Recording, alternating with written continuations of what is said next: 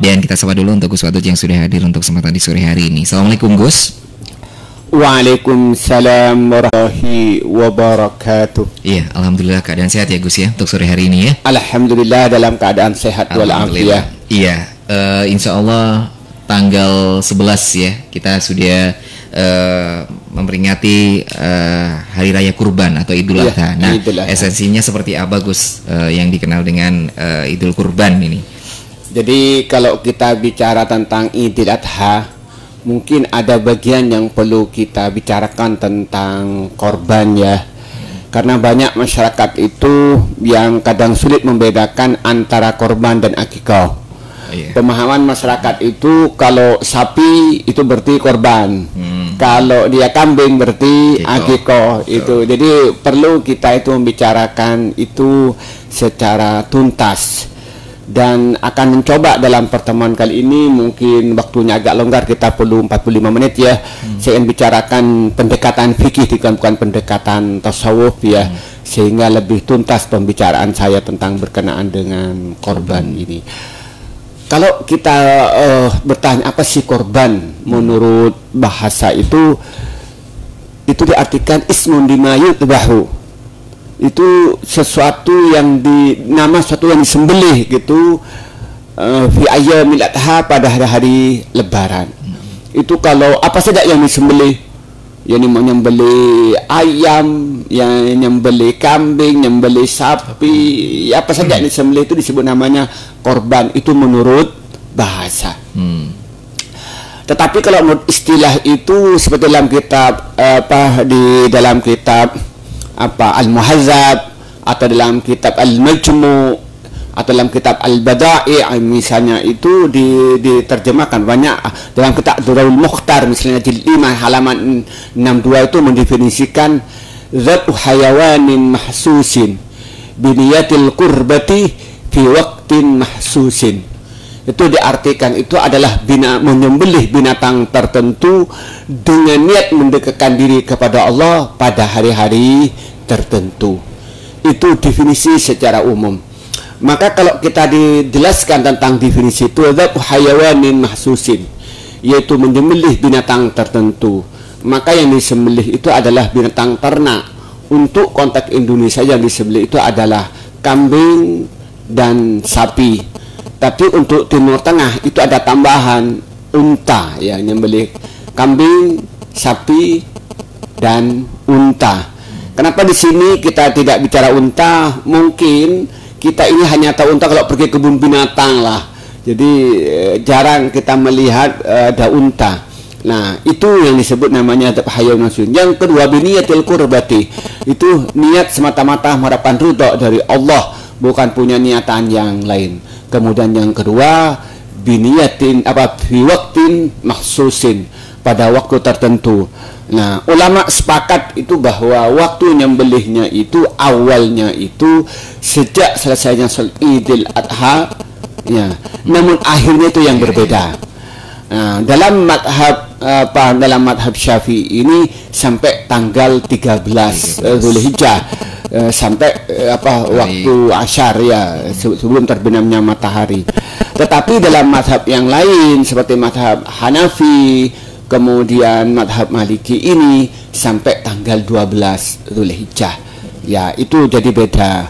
Itu waktunya namanya waktu mahsusin. Yang menjadi pertanyaan, kenapa jadi penting tentang menyembelih korban itu? Banyak hadis ya, yang paling banyak disebutkan oleh orang tua. Hadis disebutkan Imam At-Tirmidzi yang datang seperti Aisyah bercerita bahwa amal perbuatan yang paling baik di bulan Ramadan, di Idul Adha itu adalah iraqatul ma, yaitu menyembelih kambing. Bahkan kata Rasulullah itu yang diriwayatkan Siti Aisyah, maka oleh Allah pahalanya diterima itu pahala bulu dan kukunya. Coba sakingnya. Bahkan kata Rasulullah itu oleh Allah diterima pahalanya milik korban itu sebelum darahnya mengalir. Itu sejauh itu saking besarnya keutamaan menyembelih kambing. Dan itu tidak hanya Rasulullah bersabda, tapi Rasulullah itu mencontohkan diri sendiri dalam menyembelih kambing, yaitu dalam hadis riwayat Imam Ahmad dan juga imam yang lain, ini Bukhari, Muslim, Imam Tirmidzi, Ibnu Majah, yang istilahnya Ruahul Jama' wa Ahmad, istilahnya ulama fikih itu ulama hadis menyatakan, yaitu yang hadis datang dari Anas bin Malik menyatakan bahwa Rasulullah itu menyembelih kambing kabsyaini amlaihaini. Rasulullah menyembelih sendiri kambing itu, ya ini kambing kemudian yang ada putih-putihnya. Coba. Jadi saking pentingnya Rasulullah tidak menyuruh sahabat tapi menyembelih sendiri. Itu betapa agungnya tentang ibadah nyembelih korban. Itulah mungkin sebelum saya bicara tentang hukum korban sejauh mana dalam pendekatan fikih, dan saya akan menjelaskan pendapat-pendapat ulama dan saya sebutkan kitabnya ya. Tapi yang pertama itu kita disimpulkan apa definisi apa korban itu adalah nyembelih binatang tertentu dengan niatan karena Allah pada waktu tertentu. Kenapa itu jadi penting? Karena sangat dianjurkan oleh Rasulullah, bahkan pahalanya diterima oleh Allah sebelum kambing itu darahnya menyentuh tanah. Bahkan Rasulullah tidak hanya menyuruh tapi mencontohkan diri sendiri, tidak hanya nyuruh orang yang bahkan nyembelih sendiri. Itu betapa agungnya tentang ibadah korban di bulan Idul Adha itu. Iya. Sebenarnya kalau dari dua binatang ini antara sapi dan kambing ini sebenarnya yang paling dianjurkan itu seperti apa dalam kitab fikih atau seperti apa, Gus? Jadi nanti ada pembahasan namanya binatang ternak yang dikorban itu semuanya tidak ada bedanya, yakni kambing atau sapi, akan tetapi ketentuannya kalau sapi untuk 7 orang, kalau kambing untuk 1 orang. Jadi kalau umpamanya Mas Jalan untuk korban untuk dirinya sendiri, hanya untuk dirinya sendiri cukup 1 kambing. Kalau umpamanya dengan istrinya 2 kambing. Kalau umpamanya anaknya 1 berarti itu 2 kambing. Berarti 3 kambing. Nah, kalau ternyata berkeluarga itu 7, itu maka itu berarti kita menggunakan sapi. Nah, kalau umpamanya 8, ya gampang, 1 sapi, 1 kambing. Ya itu. Saya dulu pernah ada guyonan, saya ditanya oleh orang, Kiai, ini ada keluarga kita ini mau korban, tapi saya punya sapi 1 untuk 8 orang. Saya guyonan, katanya Kiai kan nggak boleh, tetapi kan sapi santan itu kan tinggi. Kalau dinaikin 8 orang kan sudah harus ada tangganya. Apa tangganya? Kambing 1. Jadi saya guyonan begitu. Nah, itulah gambaran tentang binatang yang disembelih itu tidak ada bedanya kambing dan sapi, akan tetapi kambing untuk 1 orang, tapi untuk sapi untuk 7 orang, atau unta. Jadi kalau ketepatan yang umpamanya di Mekah atau sekarang yang sedang haji, sekarang ini umpamanya ingin korban, ternyata dia punya rombongan 7 orang, umpamanya suami dan istrinya atau patungan 7 orang, bisa beli unta untuk nyembelih korban. Rata-rata berapa kalau unta, Gus? Kalau korban di sana, kalau unta sangat mahal ya. Kalau hitungan Indonesia ini, unta yang standar itu di atas 100 juta. Tidak gampang. Jadi walaupun di Arab itu unta tidak mudah ya didapatkan gitu ya. Artinya di sana termasuk memang ada peternakan nih, Gus ya? Ada peternakannya. Saya ketika umrah pada 2018 ya, pada bulan Sya'ban sebelum saya melaksanakan ibadah haji itu, saya sempat ke tempat ternak unta itu, dan saya punya shootingannya karena biasanya kemana-mana saya masih shooting ya. Saya datang ke sana itu ada shootingannya ke ternak. Nah, tapi ketika ibadah haji kemarin datang ke tempat ternak unta, tapi saya tidak keluar dari bis karena memang suhu udara sangat tinggi pada waktu itu, mencapai 52 derajat. Jadi saya untuk menghemat tenaga, walaupun teman-teman itu turun, saya dengan istri tidak nengok itu. Tapi waktu saya umrah saya sempat. Berarti memang misalkan mau berkurban unta, memang sudah ada tempat khusus yang penyembelihannya sendiri dan ada panitianya sendiri ya, Gus ya? Kalau di Arab Saudi ya khususnya ya yang saya dapatkan itu, jadi di situ ada memang rumah korban atau rumah, di sana juga rumah dam. Jadi kalau kita itu mau dam itu kita bayar, lalu kita bisa ke tempat penyembelihan dan disebutkan nama kita. Begitupun ketika kita mau korban, kita hanya bayar di bank, di situ ada bank Arojhi, atau kita melalui KBIH yang kita ikuti. Dan nanti pada hari apa kita yang disepakati, kita nengok kepada tempat penyembelihan itu memang ada tempat khusus, dan nanti kita bisa melihat langsung disembelih dan kita tahu di situ dan melihat dan secara jelas disebut nama kita, atas nama kita ketika disembelih itu. Iya. Kalau misalkan memang ada beberapa dari pendengar juga yang bertanya kalau untuk sapi memang boleh mungkin patungan ya Gus ya, sesuai dengan 7 orang begitu ya. Tapi kalau kambing sendiri bukan kurban akhirnya nanti kalau misalkan patungan gitu Gus, karena memang kan dikhususkan 1 orang. Iya, yaitu yang kalau umpamanya dia kan begitu ya. Jadi kata Rasulullah itu yang bukan Rasulullah, pemahaman sahabat dari hadis-hadis yang ada itu bahwa kalau kambing itu hanya untuk 1 orang, kalau sapi untuk 7 orang. Yang menjadi pertanyaan bagaimana kalau dia itu umpamanya dalam keluarga ada 2 orang, atau punya berteman sampai 4 orang punya kambing untuk dikorbankan, maka ada 2 cara. Yang pertama itu maka dia itu yang berkorban 1, namun 1 ini punya utang kepada yang 3 itu, jadi atas nama 1 orang, gitu. Tapi dia sebenarnya punya utang, utang uang untuk untuk nyembelih, untuk beli korban itu. Nah, begitu nanti tahun depan jadi beri pinjaman untuk teman yang satunya, sehingga kalau berteman bertiga mungkin bisa 3 tahun berturut-turut untuk korban, tapi utang piutang dalam bahasa sekarang itu adalah arisan korban. Itu dalam bahasa saya. Jadi dia atas nama dirinya, namun utang uang kepada yang 3. Atau kayak arisan. Arisan itu bukan berarti dia itu 1 kambing untuk 3 orang, tapi dia itu nyembeli korban, tapi hutang dengan yang lain. Itu yang pertama. Kemudian yang kedua, ketika dia atas nama 3 orang bersama-sama, maka tidak jadi korban lagi, tapi menjadi sedekah. Sedekatun minas sedekat. Kenapa? Karena dia itu tidak cukup syarat. Karena syaratnya itu 1 kambing untuk 1 orang, ternyata dipakai untuk 3 orang, maka berubah tidak menjadi korban tapi menjadi sedekah. Gitu ya. Nah, itu sudah lain judul ya. Ya, lain judul. Walaupun namanya di sembelih pada hari Lebaran, Idul Adha setelah sholat Id lalu dinyembelih. Tapi kalau ternyata untuk lebih dari 1 orang dalam 1 kambing, maka itu bukan korban lagi, tapi sedekatun minas sedekat, tapi sedekah dari sedekah. Saya ingin masuk kepada hukum ya, karena waktunya tentang hukum korban ya, ulama beda pendapat.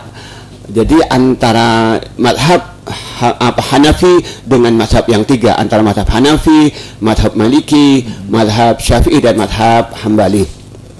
Nah, masalah di dalam mazhab Hanafi itu menyatakan bahwa hukumnya wajib menyembelih korban.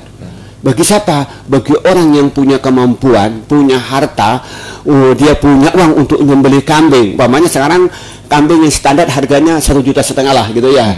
Nah, dia punya kemampuan pada waktu itu untuk membeli korban, tapi tidak membeli, maka hukumnya berdosa. Dia wajib bagi dia. Misalnya dalam kitab Al-Qadir jilid 8 halaman 67, atau dalam kitab Al-Bada'i misalnya jilid 5 halaman 62 dijelaskan bahwa hukumnya wajib bagi orang yang punya kemampuan membeli korban untuk menyembelih korban. Apa dalilnya? Dalam mazhab Hanafi, dan itu dalam hadis diriwayatkan rawahul jamaah ilal Bukhari.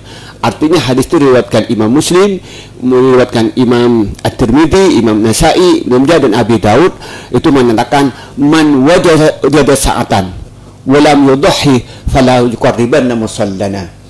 Kata Rasulullah, man wajada sa'atan, barang siapa yang mendapatkan kemampuan, keluasan, walam yudhi, dan hari Lebaran dia tidak berkorban, fala yuqarribanna musallana, jangan pernah mendekatkan tempat salat kita.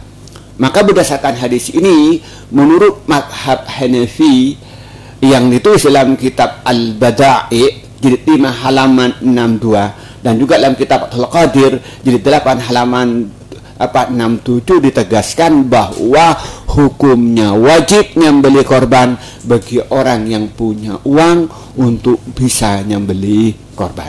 Itu kata dalam mazhab Hanafi, terutama Imam Abu Hanifah bin Nu'man. Tetapi dalam mazhab yang lain, misalnya mazhab Maliki, terutama Imam Malik bin Anas, dan juga mazhab Syafi'i, terutama Imam Muhammad Idris Asy-Syafi'i, dan juga dalam mazhab Hanafi, Ahmad Hanbal, terutama Imam Ahmad bin Hanbal, menyatakan bahwa hukum nyembelih korban itu hukumnya sunat muakkad, sunat yang sangat dianjurkan. Ini ditegaskan dalam kitab Al-Muhazzab jilid 1 halaman 237 dan juga dalam kitab Al-Mughni itu jilid 8 halaman 117 dan juga dalam kitab Munil Muhtad jilid 4 halaman 283. Apa dalil daripada imam yang tiga atau mazhab yang tiga itu adalah hadis riwayat Imam Ahmad dan hadis Imam Ibnu Majah. Rasulullah menyatakan, "Idza ra'aitumul hilalah dzil hijjah wa arad ahadukum ayudhiyah falyumsik an syarihi wa adfarihi wa dhafrihi wa adfarihi." Kata Rasulullah, "Idza ra'aitumul hilalah," apabila engkau melihat bulan dzil hijjah, di bulan dzil hijjah, wa arada ahadukum, dan kalian berkehendak ayudhiyah untuk berkorban, falyumsik min sya'rihi, supaya tahan kulit bulunya, jangan dicukur, wa adfarihi, dan kukunya. Jadi di situ kata Imam Bad, di situ menyatakan apabila engkau itu melihat bulan Dzulhijjah, sudah masuk kayak sekarang ini umpamanya. Kemudian wa arada ahadukum, kata wa arada itu kan tidak wajib. Wa idza arada ahadukum ayudhiyah, dan salah satu di antara kalian berkehendak untuk membeli korban, kan berarti kan kemauan, kan suka-suka. Apa Rasulullah, falyumsik min sya'rihi, maka supaya dia menahan bulunya, wa atfarihi, dan kukunya. Nah, berangkat dari hadis ini, maka kata imam yang tiga, terutama kata Imam Malik bin Anas, kata Imam Muhammad bin Idris Asy-Syafi'i, kata Imam Ahmad bin Hambal, maka menyatakan bahwa kata idza hukumnya sunat. Tapi karena berdasarkan hadis riwayat hadis riwayat Imam al-Jamaah menyatakan idza man wajada sa'atan wa lam yudhi fala yuqarribanna musallana, ketika dipadukan dua hadis ini maka hukumnya korban itu sunat muakkad, sunat tapi sangat dianjurkan. Ini seperti kita lihat dalam kitab Munil Muhtad jilid 4 misalnya halaman 283 dan juga dalam kitab Muhazzab jilid 1 halaman 237.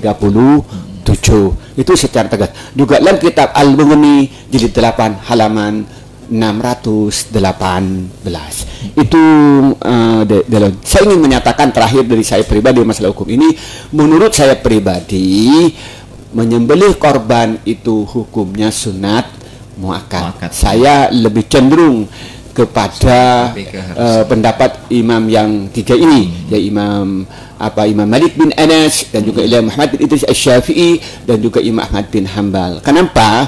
Karena ketika kita itu memadukan dua dalil ini, kita ambil jalan tengah. Dan kenyataannya secara sejarah ini tidak semua sahabat itu nyembelih korban, walaupun mereka itu punya kemampuan untuk nyembelih korban. Andaikan itu menunjukkan wajib, berarti semua sahabat itu akan menyembelih korban. Begitupun ulama-ulama besar itu yang punya kemampuan tidak semuanya menyembelih korban. Berarti ulama itu memahami bahwa menyembelih korban itu hukumnya sunat, tidak hukumnya wajib. Itu mungkin Mas Delon. Ya, persilakan. Nah, pastinya juga dari pendengar atau juga masyarakat yang ingin berkurban pastinya juga harus mengetahui ketentuan hewan yang akan dikurbankan itu ya Gus ya, seperti apa dengan istilahnya apa ya, berat badan yang sekian, kemudian tidak sakit dan lain sebagainya. Mungkin ada ketentuan-ketentuan yang sudah harus diketahui begitu, tidak asal-asalan untuk memilih hewan kurban, seperti itu Gus. Ya, saya kalau masalah binatang yang disembelih itu saya menggunakan al-muttafaq alaih. Saya menggunakan binatang yang sepakatin ulama atau dalam mazhab Syafi'i ya, biar tidak terlalu bertele-tele. Misalnya dalam kitab Al-Muhazzab jilid 1 halaman 238 atau dalam kitab Al-Bada'i jilid 5 halaman 690 saya ingin menyampaikan itu. Yang pertama Al-An'am, yaitu binatang ternak. Kata binatang ternak itu yang pertama berarti kambing, sapi dan unta. Maka karena itu walaupun ketepatan dia punya kuda nggak boleh dibuat korban, atau punya ayam banyak nggak bisa dipakai korban, atau dia punya puyuh banyak nggak bisa dibuat korban. Nah, kalau ternyata saya punya kuda mau nyembelih korban, gampang, kudanya dijual untuk beli kambing bisa. Untuk beli sapi bisa, atau dia punya puyuh banyak gitu ya. Ya itu ya kita nggak usah repot, ya puyuhnya dijual untuk beli kambing. Lebih atau mahal mana telur sama puyuhnya ininya Gus? Ya karena kalau Hewannya. sekarang ini yang normal itu puyuh yang produktif ini per seribunya ke 6 juta ya. Per seribunya 6 juta. Jadi kalau kita umpamanya punya 1000 puyuh, itu kalau beli kambing dia bisa mendapatkan 4 ya. Karena rata-rata kambing yang standar itu Lah, 1,5 juta kan. Iya. Nah, paling kalau yang lebih besar ya 2 juta lah. Berarti dapat 3 lah itu 3. kalau per 1000 ya. Itu kira-kira begitulah yang Gitu. saya Bisa. lihat ya bisa gitu ya, tapi dapat 3 kira-kira begitu. Itu yang pertama. Kemudian yang kedua, binatang itu dia lepas dari aib. Artinya dia tidak luka dan tidak sakit, itu yang kedua. Jadi kalau ternyata kambing kadang-kadang ada yang dilukai telinganya itu ya, kan ada biasanya dibuat tanda, itu sudah tidak sah dibuat korban karena itu termasuk aib. Nah, atau umpamanya diluka maka tidak, atau dia sakit ya, kena penyakit apa gitu ya, itu juga tidak sah untuk dipakai korban. Belinya sehat, kemudian dibawa pulau ternyata sakit, tetap nggak boleh. Nggak boleh, Nah, nggak itu. boleh ya, nggak Jangan boleh. dipaksakan ya. Jangan Gus, ya? dipaksakan. Jadi harus menyembeli lagi, harus beli lagi beli lagi, untuk beli gitu. yang standar gitu. Yang itu yang kedua. Kemudian yang ketiga bahwa dengan umur yang standar. Kalau bahasa itu thawani, kalau bahasa kita itu bahwa binatang itu giginya pernah ada yang lepas. Oh, tandanya sudah. Ya, tanda-tanda dewasa. itu ya, itu namanya itu umur yang standar ya, thawani istilahnya itu. Yaitu dia itu sudah kenapa secara teori kalau dia disembelih itu tidak bagus kalau kurang dari itu gitu. Maka karena itu. Nah, itu binatang yang harus disembelih. Nah, kemudian yang keempat, binatang itu tidak terlalu kurus.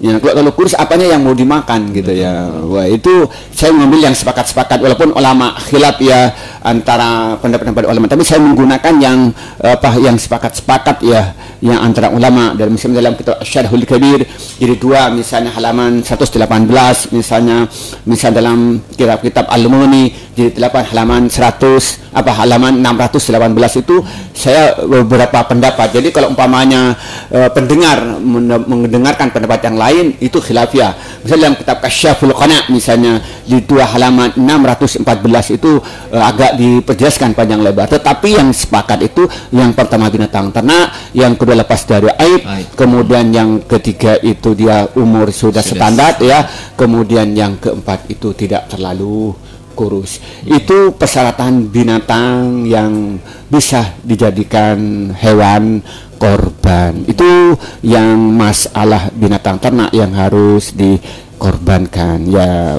Mas Jalal ya. Seperti itu. Nah, ini kan tadi sudah jelas ya bagaimana ketentuan hewan kurbannya.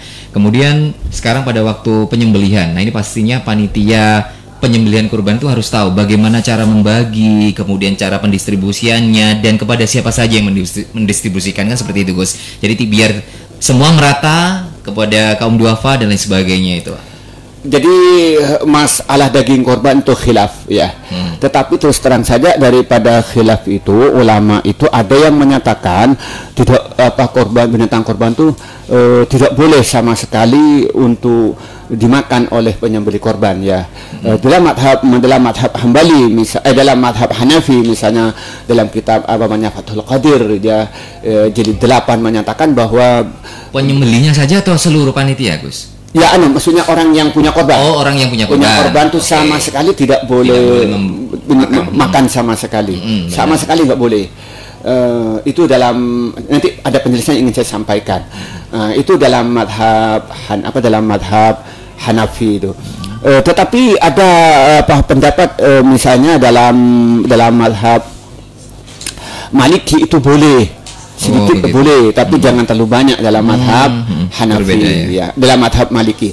Tapi dalam madhab Syafi'i seperti dalam kitab Al-Muhazzab jilid 1 atau dalam kitab Al-Majmu' misalnya jilid 8 itu menjelaskan agak rinci. Dalam madhab Syafi'i itu kalau dia itu korban tatawu, korban sunat, maka boleh yang punya ternak itu yang punya hewan korban tadi itu makan, tapi dengan jumlah yang sangat sedikit, nggak berlebih gitu ya, akan tetapi kalau nazar maka sama sekali tidak boleh untuk makan. Nah, bagaimana penjelasannya kalau nazar itu dalam mazhab Syafi'i itu dijelaskan kalau ketika dia itu membeli binatang ternak bilang, oh ini saya membeli ternak ini untuk saya sembelih binatang korban, atau diberi tanda. Kan biasanya kalau orang beli kambing atau beli sapi untuk korban kan diberi kalung, diberi apa. Nah itu termasuk korban yang wajib. Maka yang punya korban itu sama sekali tidak boleh untuk makan daging. Itu dalam mazhab Syafi'i. Tapi kalau dia beli korban, beli hewan lalu disembelih, udah berarti dia tatawu. Tapi kalau diberi tahu ini binatang ini adalah untuk korban atau diberi kalung tanda korban, maka itu berarti korban wajib. Maka sama sekali pemilik orang yang korban tadi tidak boleh makan hewan korban sama sekali. Ini seperti dalam kitab Al-Muhadzab jilid pertama dan juga dalam kitab dalam kitab Al-Mujmu' jilid 8, dalam kitab misalnya Al-Mughni jilid 5 misalnya itu. Saya ingin menyatakan begini. Ini masuk kepada praktis. Kadang-kadang ada tradisi Mas Delon ketika panitia korban itu nyembeli korban. Kan kadang-kadang orang yang memberi korban itu kan dikirimin daging. Betul. Nah, itu yang terjadi. Jadi umpamanya saya punya pondok misalnya Menarul Quran. Punya atau nerima hewan korban. Nah, oleh panitia itu ternyata orang yang ngirim korban itu juga dikirimin dagingnya. Bagaimana ini? Ini sedangkan tradisi. Lah solusinya itu harus ditukar. Contohnya begini Mas Delon. Umpamanya saya korban kambing, Mas Delon korban kambing. Diserahkan ke panitia misalnya ke pondok Menarul Quran. Bagaimana caranya? Maka nanti saya itu diberi daging yang hasil korbannya milik Mas Delon. Asalkan tahu ya Gus ya. Ya harus dipilah. Harus dipilah. Begitu nyembeli, umpamanya ketika nyembeli milik Mas Delon, dagingnya nanti bungkus plastik itu tulisan ini untuk Abdul Wadud. Begitupun ketika nyembeli milik saya, maka nanti bungkus itu untuk Mas Delon. Itu untuk menggabungkan antar hukum fikih dengan tradisi. Itu kita solusi. Tetapi kalau ternyata itu yang dikirimi tidak tahu ya Gus ya? Tidak tahu, maka subhat, maka nggak boleh makan. Nggak boleh makan. Ragu. Jadi ini mending apakah dia itu yang diberikan kepada saya itu memang daging kambing saya, atau misalnya yang disebutkan masalah dagingnya sapinya Mas Delon, maka Mas Delon berarti itu tidak boleh makan. Maka karena itu yang perlu diketahui oleh panitia korban ketika kambing atau sapi diserahkan kepada panitia korban, maka pada waktu itu berarti jadi korban wajib menurut mazhab Syafi'i. Bisa kita lihat dalam Muhadzab pertama, bisa kita lihat kitab Al-Mujmu' jilid 8, bisa kita lihat kitab Al-Mughni jilid 5. Bisa kita lihat di kitab Kasful Qana juga lihat begitu. Maka pada waktu itu, nah kemudian kalau umpamanya untuk menggabungkan tradisi di masyarakat itu, maka harus ditukar tadi. Jadi umpamanya itu daging kambing, daging hewan milik si A, maka itu berikan kepada si B, sedangkan si daging korban milik si B berikan pada si A. Itu boleh. Itu dalam mensiasati antar hukum fikih dengan tradisi yang berkembang di masyarakat. Begitu Mas Delon. Nah itu. Jadi memang orang yang berkorban boleh asalkan bukan dagingnya sendiri. Iya. Nah, itu kalau menurut mazhab Syafi'i kalau daging korban wajib. Betul. Tapi kalau dalam mazhab Maliki boleh. Bebas. Tapi jangan banyak-banyak. Nah itu beda lagi ya. Maka dalam kitab Al-Mudawwanatul Kubra dijelaskan begitu. Dan juga dalam Syarhu Ma'anil Athar juga dijelaskan begitu gitu. Nah untuk pembagian sendiri apakah ada takaran Gus, kalau misalkan zakat harus 2,5 kilo, untuk daging itu seperti apa pembagiannya, pas satu kresek atau seperti apa gitu? Jadi secara teknis tidak ada ketentuan dari fikih itu tentang pembagiannya. Cuman secara fikih bilang tentang keadilan. Karena begini Mas Delon, tujuan daripada korban ini hampir sama dengan tujuan zakat fitrah. Di mana semua supaya itu orang-orang miskin pada waktu itu sama bersenang-senang bisa makan daging itu. Maka karena itu disitulah keadilan jadi penting. Kira-kira ini siapa yang lebih berhak? pengalaman saya di Pondok Al Quran, ketika Idul Adha dapat korban walaupun agak banyak, saya tidak pernah mau diberi dagingnya. Saya bilang begini, sudahlah yang butuh yang diberikan pada yang butuh saja. Kalau saya kambing ini paling banter, saya paling kalau diberi saya paling sampai makan dua tusuk saya. Pusing udah bisa. Ya enggak, memang saya membatasi diri. Oh, gitu. Maka kalau saya itu nemani orang sudah ngerti, yang diberikan pada saya itu biasanya itu diberikan sate ayam. Oh. Bisa saya makan agak banyak. Maka saya bilang ini yang kambing Kiai, ini yang dikasih tahu dulu. Ayam. Baru saya banyak makannya sate ayam. Jadi kalau saya ini kepada ayam dulu. Dokter U ya. Ya sudah umur 51 ini ya. Wah, sudah super hati-hati ya. Lebih ya. Iya, hati-hati ya. Oke. Iya. Iya, kadang ada masyarakat yang sudah dibagi itu kadang banyak sekali mengeluh, ini banyak gajinya daripada dagingnya. Nah, kadang seperti itu. Mungkin panitianya mungkin yang belum membagi antara daging mana, kemudian juga tulangnya yang mana, kadang seperti itu. Itu yang bikin masyarakat itu kadang grundel gitu kadang. Nah, saya ingin yang tambahan dari itu, Mas Delon. Bagaimana hukumnya menjual kulit daging korban? Itu yang banyak pertanyaan pada saya. Itu kan ada kadang-kadang itu yang beli korban itu dijual kulitnya. Ya kan itu yang terjadi. Biasanya ada pengepulnya juga begitu. Itu yang kadang-kadang yang bisa kita lihat tuh. Saya ingin menyampaikan misalnya dalam kitab Al-Mahalla Al-Minhaj misalnya itu di 4 halaman 255, ada dalam kitab Al-Mughni jilid 4 misalnya di halaman 282 itu menjelaskan bahwa hukumnya tidak boleh menjual apa saja yang ada di hewan korban itu, juga diantaranya juga bulunya, juga kulitnya atau kepalanya dan lain dan sebagainya. Itu tegas sekali itu dalam kitab Al-Mughni jilid 4 halaman 282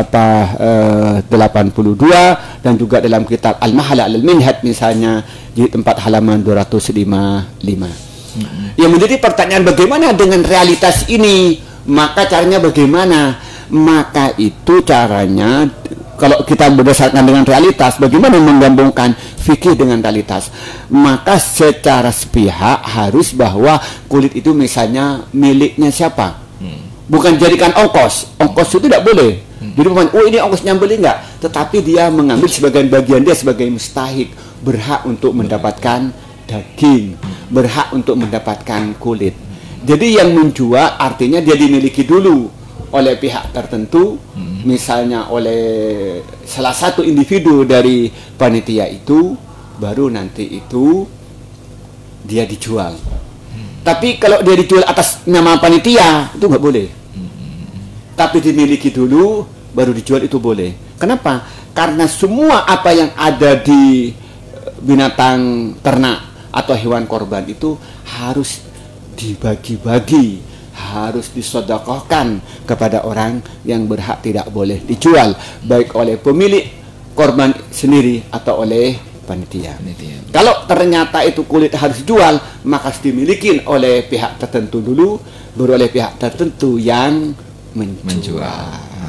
Itu kita menggabungkan antar hukum fikih dan realitas kehidupan. Kita bisa lihat misalnya dalam kitab Al-Mughni jilid 4 halaman 282 dan juga dalam kitab Al-Mahalla Al-Minhaj itu 4 halaman 255. Iya, baik, kita break dulu sejenak Gus. Kita akan mengikuti pariwara, kita akan kembali lagi. Untuk Anda yang ingin bertanya silakan kawan bisa melalui telepon atau juga melalui jalur GSM. Peredaran rokok ilegal